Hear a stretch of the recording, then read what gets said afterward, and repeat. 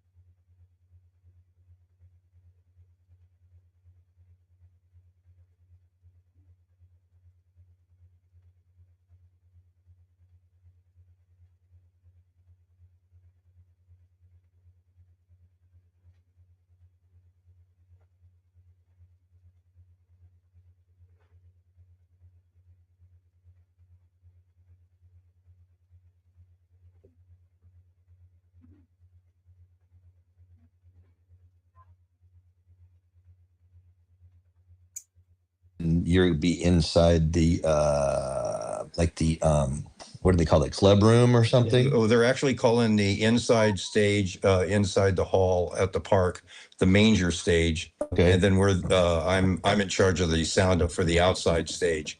But between both stages, there'll be 14 bands Awesome. and people speaking between the bands. So there won't be any dead, you would understand this, there won't be any dead air time. Right. And again, that's starts at 10:30 and goes till 6 o'clock. 6 o'clock. And then maybe even a little bit later, or they're going to actually have you guys start to make sure you guys move out by that time. Yeah. We've rented space at that park a couple of times too. And it's like all predetermined, before you even have your event, that, to be in, out, and, how you're going to leave the club room and everything. So one of the things I've appreciated about the music part, and I've been in all the planning meetings, is they really push to have music that's not just the standard that you hear in church every Sunday. There's country, Christian, what are some of the styles of, there was reggae, Country, reggae. Yeah. Yeah. And so you get to hear some really interesting contemporary Christian music, not just your standard fare. Oh, that's awesome.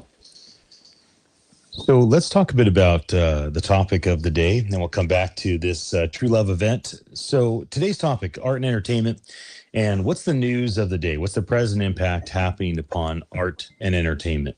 There's one major thing that's happened in the last 24 hours, and that is that the House just passed a bill that's going to Trump's desk, which I'm sure he'll sign it since he's the one that pushed this through, which is an digital currency bill. Basically, the premise of the bill is we don't want the federal government to know every single thing that American people are doing with their money. We don't want the federal government, not this administration, not the next, not 2 or 5 or 500 administrations from now, to be able to stop people from accessing their funds. Things of examples that are concerning is like Justin Trudeau, when he basically closed down the bank accounts of any truck driver that was protesting the COVID thing going on in Canada. So this is a major victory for automation, at least anybody I know in the Web3 blockchain crypto world, as well as anyone that's in the AI world, for the most part, at least anyone that's a small or mid-sized player, are quite happy that this bill is being passed, which eliminates the potential for very draconian, concerning overreach by the government. Now, how does this play into arts and entertainment? Well, it plays in that now artists are being given the free platform, right? A capitalist platform. Artists are no longer dependent on Universal, Warner, Disney, or any of these other major, $100 billion brands to create, distribute, and control their art output. Now we are going further and further down the road of independence and freedom for artists. Nigel, your son is a independent artist. Tell us a bit about how you see this impacting your son and his peers, as he's an independent rapper based out of Florida. I think it depends on how it's used. I think it's a double-edged sword, no matter how you slice it. And if the artist utilizes the tools that are available, they can expand their reach exponentially without too much issue.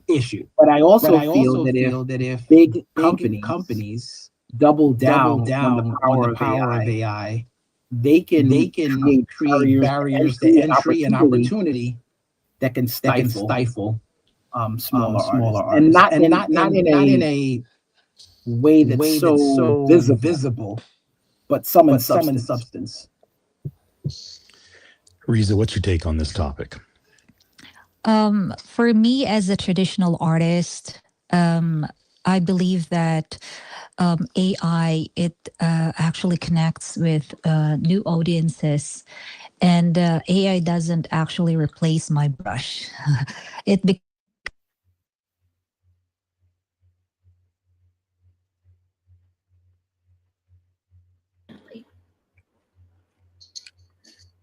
Ted, what are your thoughts on this topic, my friend?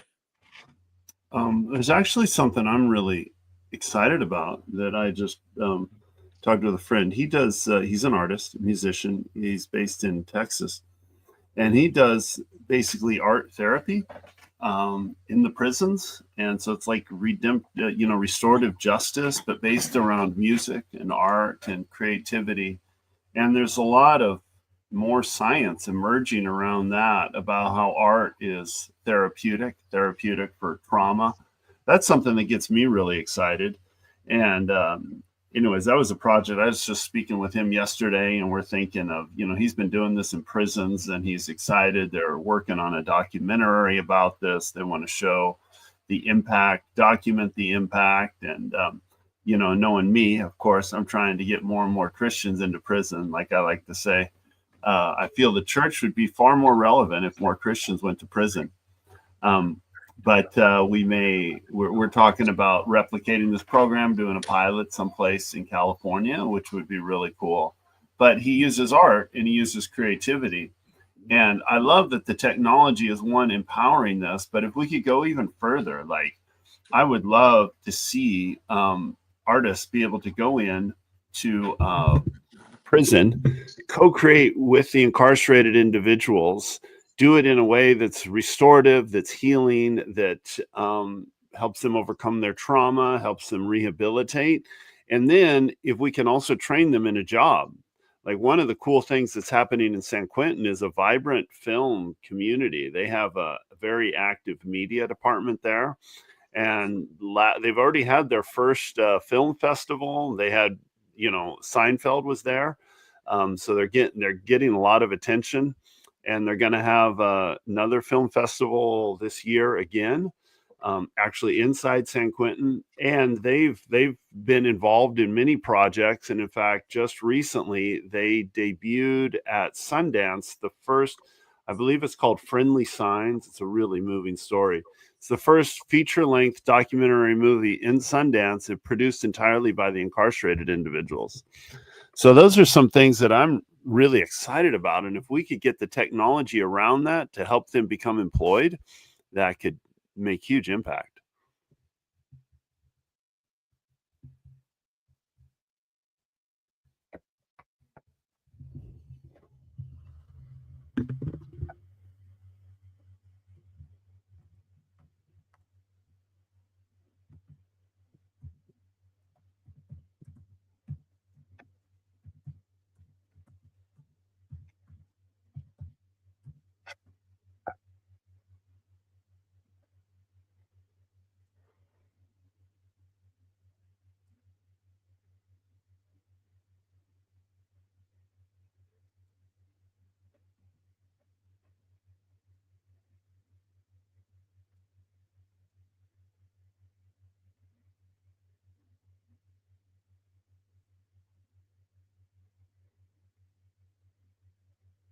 Playing events type of thing. But I think that that's actually happening a lot. I know Capitola's been having their Wednesday concerts and stuff like that. So I was down, I saw one of them this year, and it's great to see local communities get together and hang out near the beach and be able to enjoy a nice venue of the evening.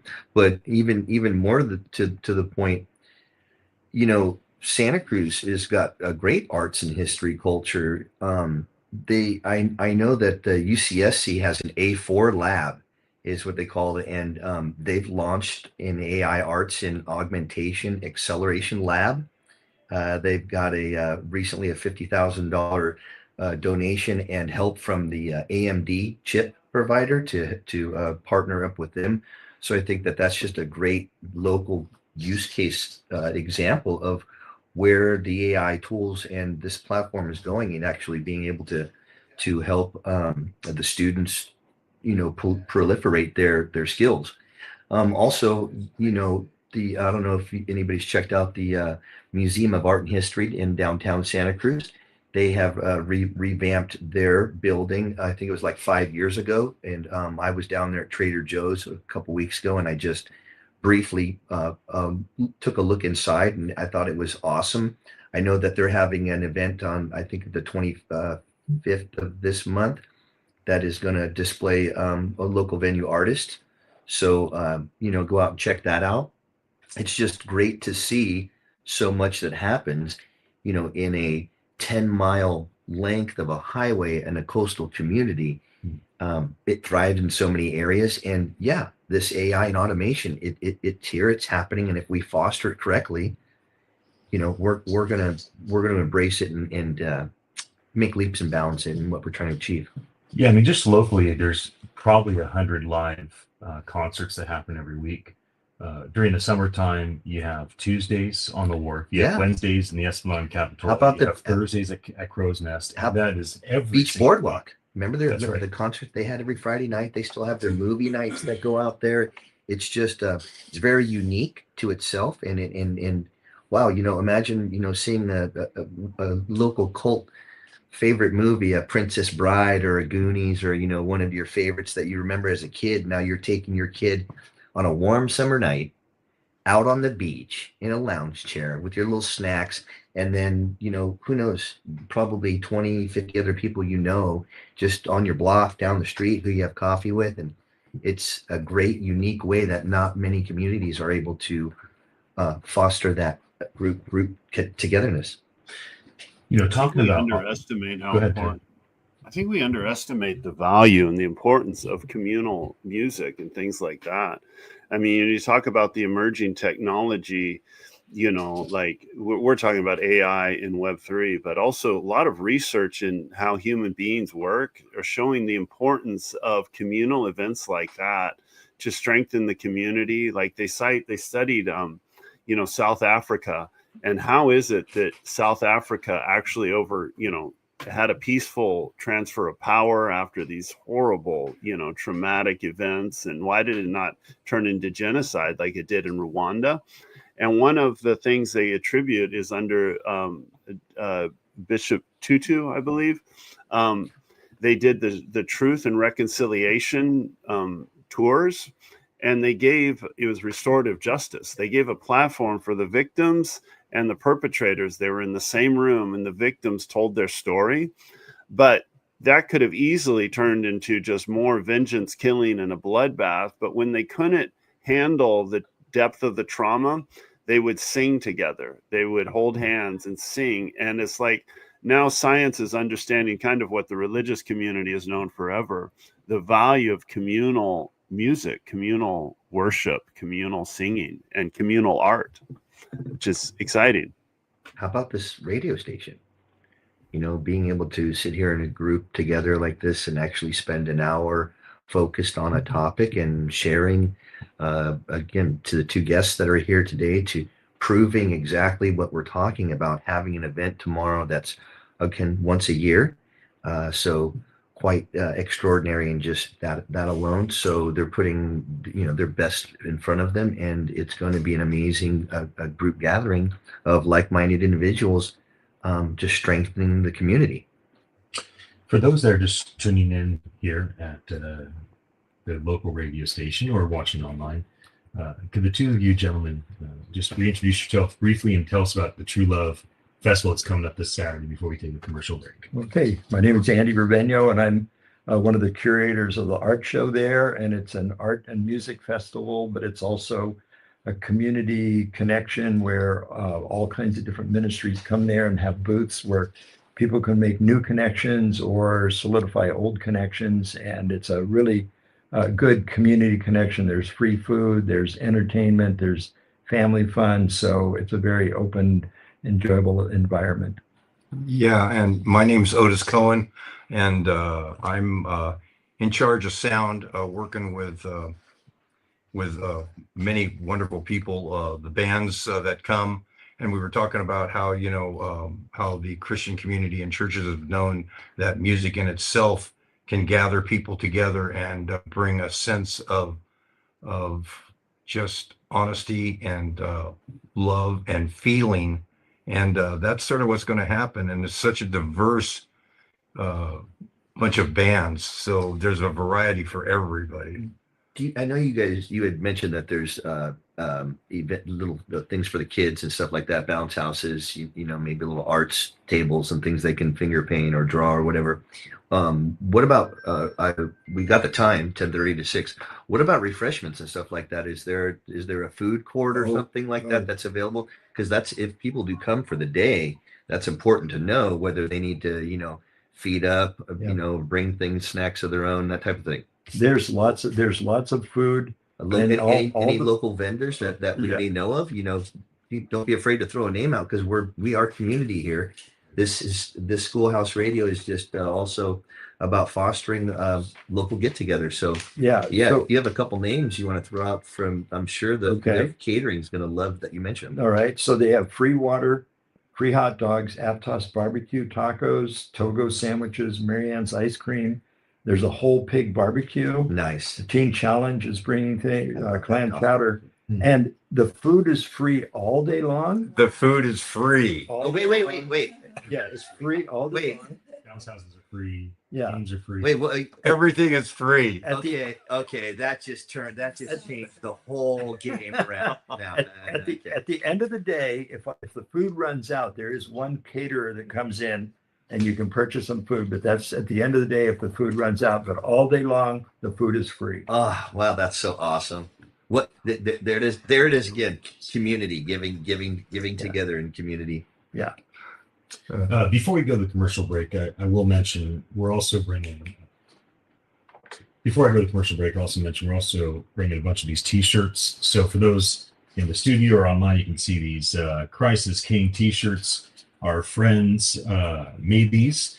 It's a local Central California organization, Crisis King. You got Buddy Jesus, which became famous through the George Carlin kind of atheist Bill Maher movie.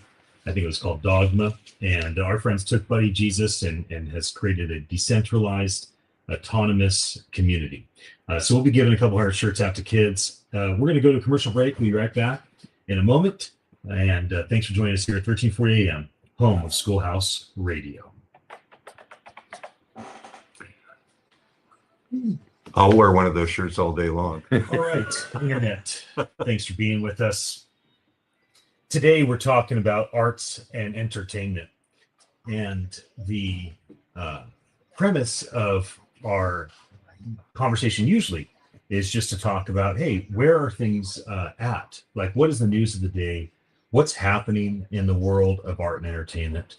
How does AI, large language models, automation, how does Web3, anything around crypto, distributed ledgers, metaverse, blockchain, how do these things playing into an artist's life, an entertainer's life, whether it's a huge organization or it's an individual? And so that's the premise of our conversation. But obviously, we wanted to make some time for our local community. We have this big festival.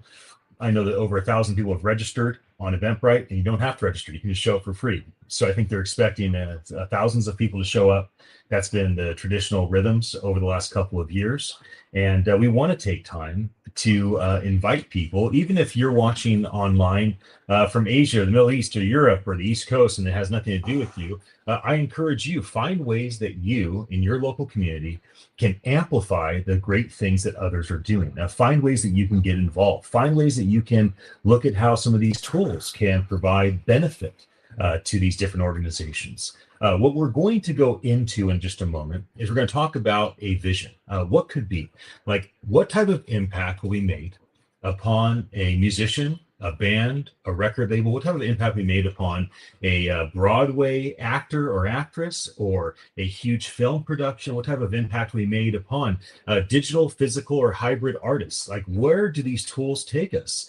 It wasn't that long ago that we had just announced that a local Santa Cruz kid won a California competition on art using one of these AI tools, and all this, fervent energy and debate around, is that fair? Is that right? It doesn't say in the rules you can't use AI, but nobody else thought they were competing against AI. This kid did that. And so that's where it's at today. But where's it going? how far do we take these things? What happens as people become more and more comfortable with creating spoken word, poetry, books, videos of all sorts, short little ones that go on Instagram and TikTok, and long form stuff that maybe even gets distributed through Netflix and Amazon Prime? And so as we think through the future of these things, what does it look like for us to have custom content that lets us have entertainment and escapism made for us? What happens when your favorite actor or actress, director, producer, scriptwriter, you pop that stuff into a protocol and it pumps out a one-of-one experience just for you that kind of ties to what it is that you want? Netflix is already doing this for all the population. They are using AI to see what actors, actresses, stories that people are attracted to, and then basically creating more content like that. How close are we to actually getting that to start happening on an individual basis? I don't think we're that far away. And so this is some of the stuff that we'll be talking about in just a moment, is like, where does this stuff go? How close are we to seeing AI not just have supervised co-creation, but AI actually have full-blown unsupervised co-creation under the direction of a human or an organization? And then what happens when AI starts creating on its own? What happens when AI starts consuming content, not because it's told to by a human or organization overlord, but instead it chooses to consume content out of curiosity, to do research? We don't know how far it's going to go. I don't anticipate AI ever having a soul, but I do anticipate it being shocking to us how it creates and consumes content. So I'll talk about that in just a moment.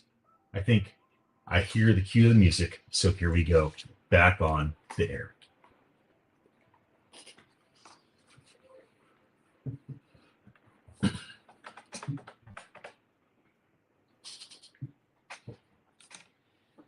Welcome to Beachside Tech Talk. My name is Ian Utile. I'm here with a full studio today at 1340 AM, home of Schoolhouse Radio. This building's been doing local community radio since 1947, which is wild to think about. We were just laughing that the radio gets picked up in wild places like Guam, over the ocean, over the Pacific. It just, the airwaves just roll all the way through past Hawaii to Guam. It gets picked up parts of New York, so you never know where folks might be listening to. But this is for the Monterey Bay. It's for Santa Cruz County, and we have an exciting festival happening locally very soon called True Love. This segment is how AI and automation are playing into the whole arena of the future vision of what could happen around arts and entertainment. So my brother, Dan, let me kick it over to you first. Love to hear your thoughts. What is the most inspiring vision that you have of how you could imagine engaging with entertainment and escapism, whether music or written or video, and how do you see these automation tools potentially playing into that in your life in 6 months or 6 years or whatever is in your imagination? Yeah, I don't create anything musically or scripted just yet, but I am doing a lot of research on stuff lately using wonderful AI tools. But I think that anything that, as far as a creative point of view, concerns, there's still a few, but from the creativity, it's amazing the leaps and bounds that the AI has been able to generate. Even your son Kenton was on yesterday. 12-year-old is explaining how he could have AI generate imagery and then put it into, or taking from Mid-Journey, an image that he created through his mind, a concept, and then putting that into a canvas, their giant platform that allows you to make video and stuff, and then creating even an audio to that, and knowing that he's able to, start learning those tools at such a young age is just, it's an amazing, awesome thing to see even firsthand. As far as the artists and stuff are concerned, and I'll just try and make this real quick, so I want to lead into my bro over there. Nigel has great things to say about the art and entertainment industry, but I think that the concerns are from an artist's point of view. They're so, it's such a nuanced thing. It's a very eccentric type of an area because it's art and creation and ownership. It's such pride in what you build and what you develop. So the AI is helping that process and using the block and stuff. I think that the creators of their art or music or even a publishing book as an author or something like that, they're worried about the ownership of it. Who's going to be using it, and if they generate something with AI once it's out there, because it's a cloud-based resource, so it's kind of out there for maybe it's kind of thinking in a box. Maybe someone's right now prompting exactly what I'm creating, and maybe that generation could be coming back. Just that's a little far-fetched, but basically the ownership of their creation and who owns it, who's going to distribute it. How they're able to take ownership of it. If they're the only ones owning it, what do they do with it? Are they just sitting on it? Are they able to actually create an NFT out of it, or actually able to upload whatever they have onto a block? Or even musicians starting out with Spotify, putting up their music on that. But Nigel, I know we were talking not too long ago about a friend you have in New York and New Jersey area that actually has a venue platform that he's been able to build and build out. And I found that was a great, interesting, real world case scenario because of things like Ticketmaster and those big conglomerates that just have a monopoly on these wonderful events we want to go see and share as a human species. But it's so, some of it's getting outpriced now. It's hundreds of dollars to go see a venue or an event that someone that you like. So, what do you think about that? And explain some of the new tech that's going on there. I'd almost forgotten about that, but that's a great segue. Yeah. I think that this was a great opportunity to really see AI in its fruition, and it dovetails nicely into what I said before on how people use the technology. So, just to give a real life example, you take the I think it's the Staples Center that hosts both the LA Lakers and the LA Clippers. Right. Now, usually these platforms have a monopoly, or they have specific contracts that don't allow other people to use any other ticketing system than them. The interesting thing about that particular venue is that both teams, although they're both in the NBA, use a different ticketing system. So they had to work together because the teams wanted it to be different. Now, here's another fun fact in that the amounts that are being charged are clearly different. Ticketmaster is a lot higher than the other system. I don't remember what it is exactly. I don't remember the name offhand. But the interesting thing, Live Nation. No, Live Nation is with Ticketmaster. I think the other one is Axios, maybe. I don't remember the name offhand, but it's different than Ticketmaster and Live Nation. But the point is, even though the numbers are going to be different because they're different ticketing systems, but by and large, what Ticketmaster charges for other NBA teams is lower in that venue than the other venues because of the difference in price between that ticketing system and the other one, because the disparity would be too great. The point that Danny was trying to make before, which we had discussed, is you would buy a ticket to an event and it might be $100, but by the time they're done with all the fees that they put on there, it's $140. Right. And the artists themselves get blocked out, which is something I was referring to before, by this process. You may not want to use our ticketed system. You might want to use your own, but if you do, we're going to block you out of the other venues. We're not going to say that, but that's tantamount to what it becomes. So the project I was actually these are the avenues that we need to watch out about. 100%. So the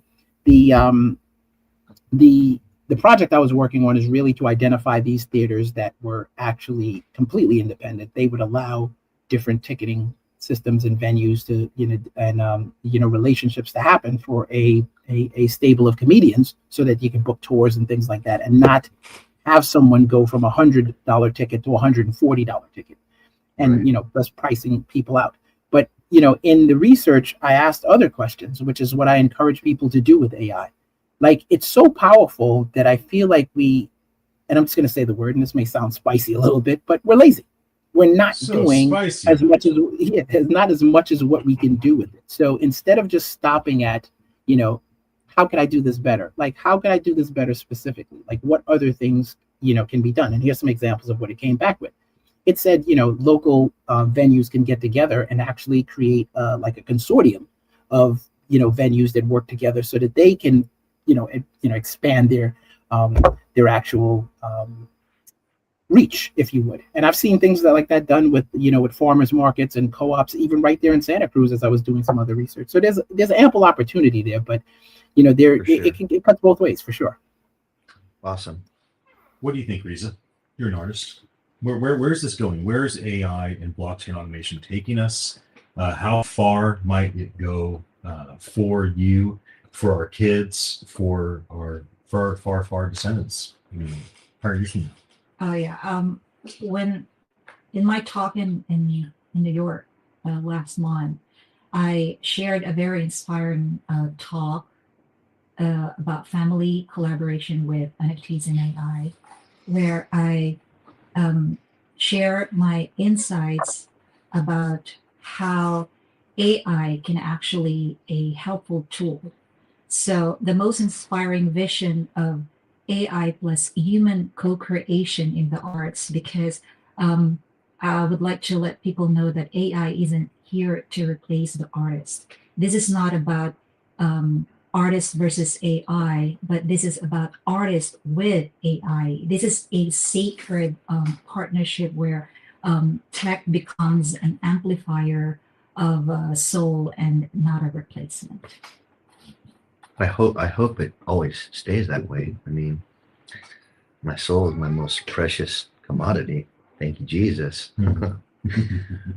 Nobody touching with that. Don't even mess around in that area. Yeah, help me out as the most awesome assistant, and having me fully have faith in believing that these tools were ultimately created by the Almighty Himself, because they're just so helpful.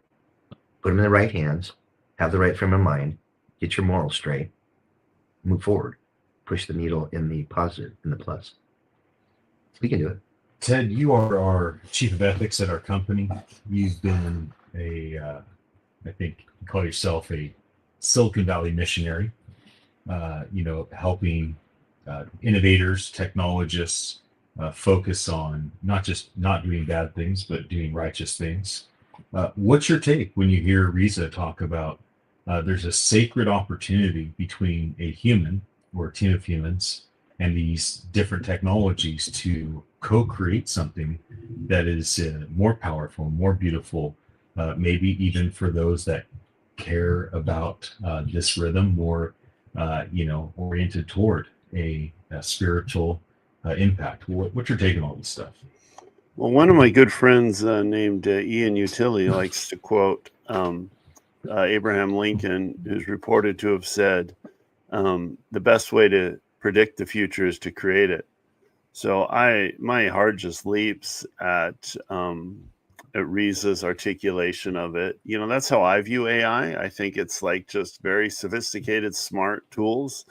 I mean, we've had versions of these debates throughout the years as new technology comes into art. But we don't realize that when we look back, like some of the Renaissance artists had extremely sophisticated technology for essentially copying a live image that they were seeing using mirrors and things like that.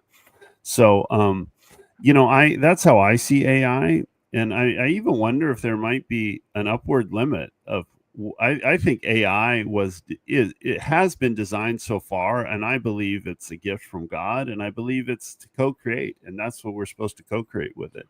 Right. AI, like even Chat GPT, where it just drops our jaw, it's not a superhuman divine intelligence as much as it is a really creative, fast way to interact with all the knowledge that human beings have accumulated so far.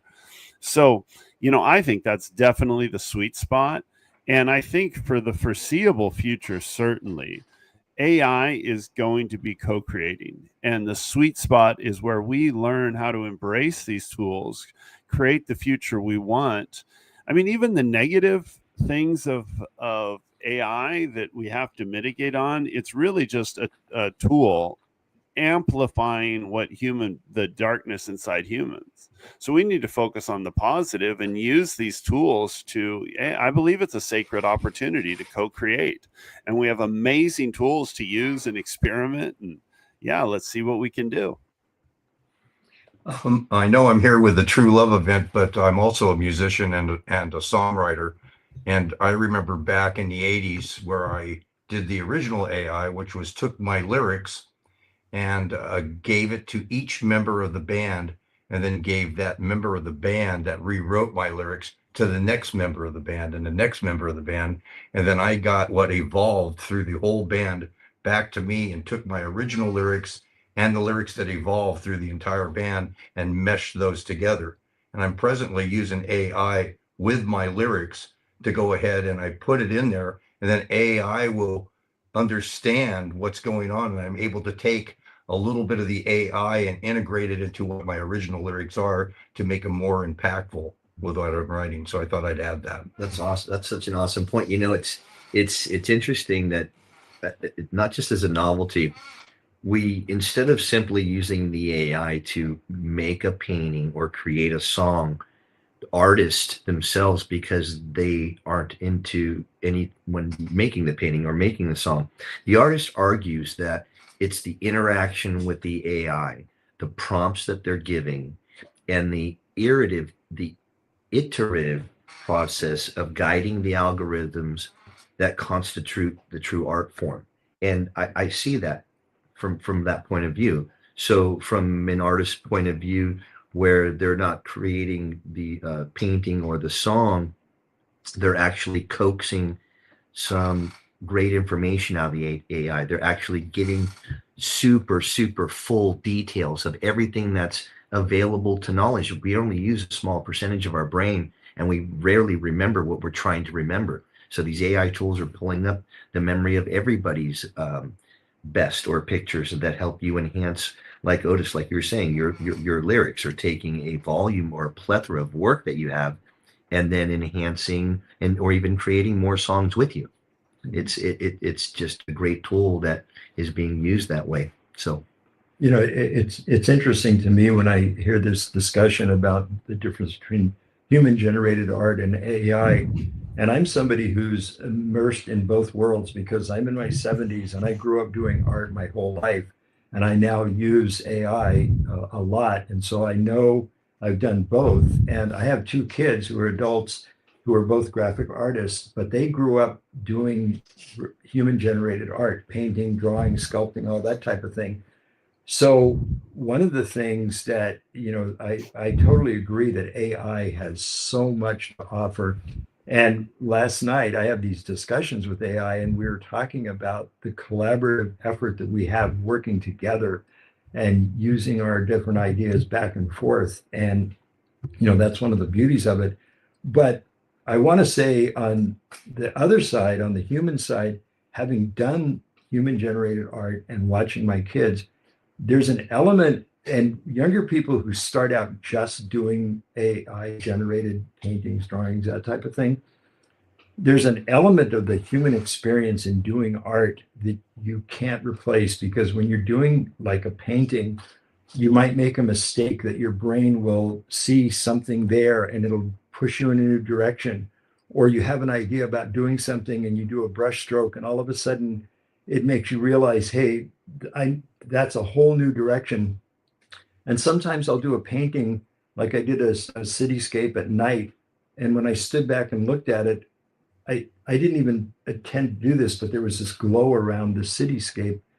And so, I think just doing AI art, we're losing that beautiful human element of creativity. So we don't want to lose that. right. But the collaboration with AI is amazing. That's the point. So the basis of the creativity of it stays with the human touch, and all we're trying to do is utilize a tool. Again, we can't know. There's no way our human brain can understand all of the data that AI knows, and that's all we're trying to do. We're trying to, instead of us think about it, we're trying to coax out and tickle it to give us what we want, not what they think we want. For me, for everyone here who share their insights, what's the best part is that the magic happens when human passion meets the machine potential. I want to talk I a bit totally agree. I want to talk a bit about curation, because I think this is very important as we come to close on this topic. And so let me start off the thought, and then Ted will let you jump in before we end the program, and I'll finish up. So curation. One of the greatest aquariums in the world is the Monterey Bay Aquarium. Right? Love that place. It's so awesome. Nobody involved with the Monterey Bay Aquarium created the fish or the sharks or the whales. They curated something that was already existing. Correct. I have a strong feeling that the greatest human artists will likely transition into curators of what AI is capable of rather than solo creators. And in many ways, artists can look to themselves as a curator of something that's amazing and beautiful. Maybe they helped co-create it, maybe they didn't. Maybe they just brought it together and presented it to humanity in a way that was very, very meaningful. Ted, we got a few seconds left. Why don't you jump in and share before I wrap the show up? Yeah, I just encourage people to dive in and enjoy the tools and have fun. You know, I'm an artist myself, and just decided let's try out these AI arts. I'm a visual artist. I do oil paintings, and just started having fun with it. And where I really started seeing the fulfillment is taking my physical art, making it digital, bringing it into Photoshop, teaching AI off of it, creating stuff with AI, and then mixing it all together. And it's just having fun. And it's definitely, like Riza was saying, just this creative experience. So I think we need to embrace these tools, not be afraid of them. That's an awesome tip. Keep listening to the Schoolhouse Radio. We got a lot of information that will still be coming up in the days to come. And explore your digital archives, local history. Go visit your Santa Cruz public libraries. Nigel, we got about 30 seconds before the music plays. Any final thoughts on your end? Just be responsible with everything that you're doing. I think you have so much potential, and we just need to explore it. One quick thing is take your journal and use AI to understand what you've even been thinking about writing down. It'll help. Good. That's co-creation at its finest. Good idea. Well, as we come to a close, if you're in the local Monterey Bay area, Santa Cruz County, or even somewhere in Central California, and you can hear my voice on the radio airwaves, or you watching on this live stream live or within the next day, come join us at the Aptos Village Park. True Love is a massive festival. It should be a blast for individuals and for families. We'll be there, and we'll see what comes of it in terms of our experience, but we know that we're going to be laughing and enjoying it the entire time. Thank you for being here. 1340 a.m. KOMY, home of Schoolhouse Radio. We'll be back again on Monday at the same time.